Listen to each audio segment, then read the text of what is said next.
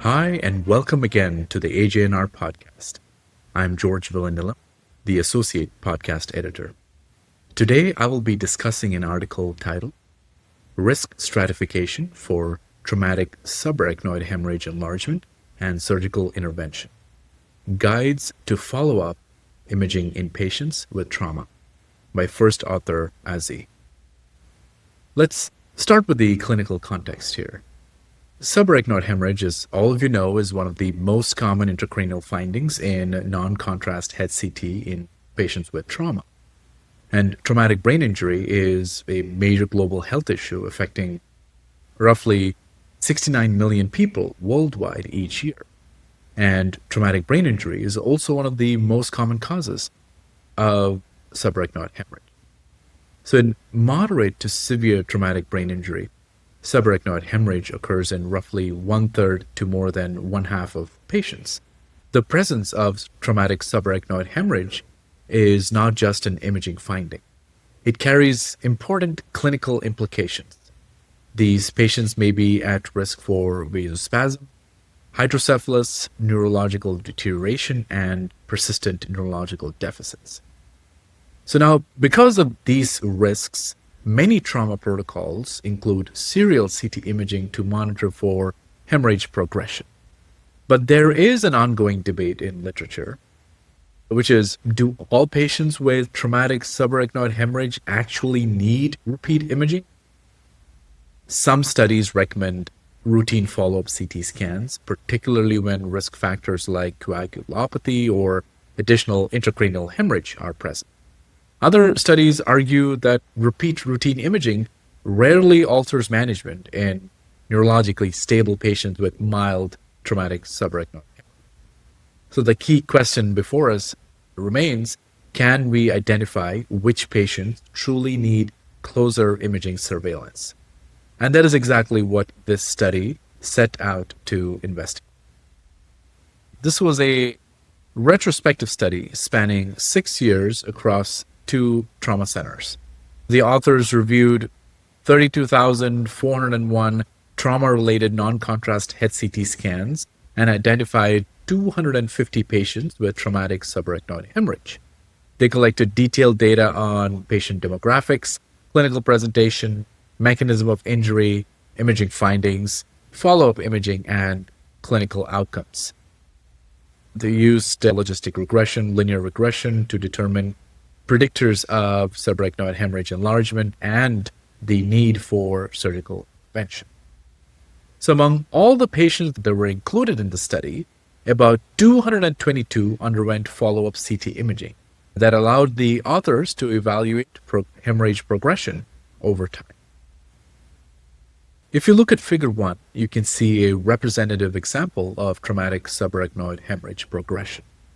This case shows an 84-year-old man who presented after a ground-level fall. On the initial CT scan on the left, there is a small focus of subarachnoid hemorrhage along the right postcentral gyrus. On the follow-up CT on the right, about 12 hours later, you can see that the hemorrhage has clearly increased in size, illustrating how traumatic subarachnoid hemorrhage can enlarge over time.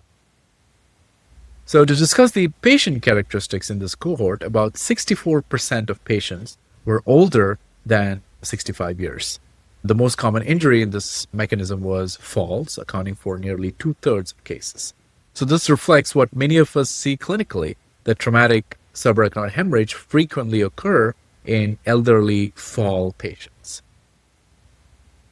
When we get to the findings, we see that overall, subarachnoid hemorrhage enlargement occurred in about 18% of patients who had follow-up CT imaging.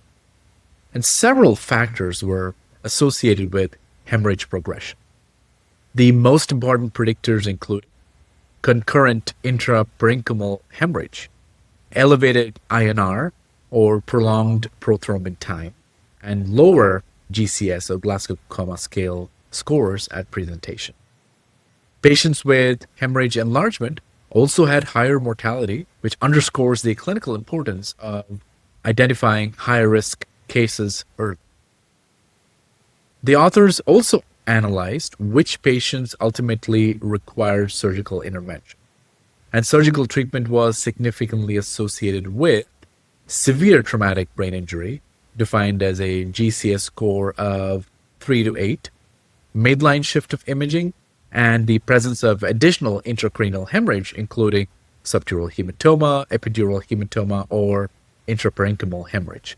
And among these predictors, midline shift was the strongest, increasing the odds of surgical intervention by nearly 8 times. Another interesting finding involved CT angiography performed in a subset of patients. Among the 114 patients who underwent CT angiography, approximately 10% had aneurysms.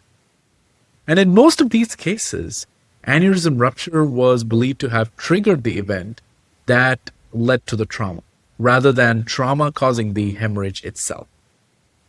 You can see an example here in Figure 2, which shows a ruptured anterior communicating artery aneurysm on the left panel with extensive subarachnoid hemorrhage involving the basal cisterns, the inner hemispheric fissure, and the ventricles. After coil embolization, the follow-up CT demonstrated stable hemorrhage without progression. Moving to the practical imaging implications. I think one of the most useful aspects of this paper is Table 1, shown here, where the authors propose an algorithm for serial imaging in trauma patients with subarachnoid hemorrhage. I really like this because the algorithm emphasizes risk stratification rather than routine imaging for all patients. In particular, repeat imaging should be strongly considered in patients with coagulopathies, concurrent intraparenchymal hemorrhage, and low GCS, as described in the paper, about 3 to 8, or significant mass effect. In contrast, neurologically stable patients with isolated traumatic subarachnoid hemorrhage may not always require routine follow-up imaging. My final thoughts on this paper. Overall, I think the study supports a risk-stratified approach to follow-up imaging in traumatic subarachnoid hemorrhage. So rather than performing repeat CT scans for every patient, imaging surveillance can be tailored based on clinical and imaging risk factors that we've discussed. And I think this approach could help. It could help reduce unnecessary imaging and focus attention on patients most likely to deteriorate. If you want a concise summary of this study's findings, I would encourage you to look at the graphical abstract shown here, which nicely illustrates the proposed risk-based framework for follow-up imaging.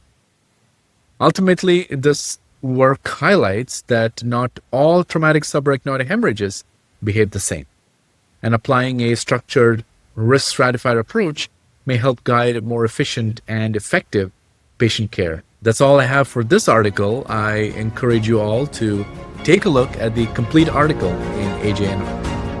Thank you, and until next time.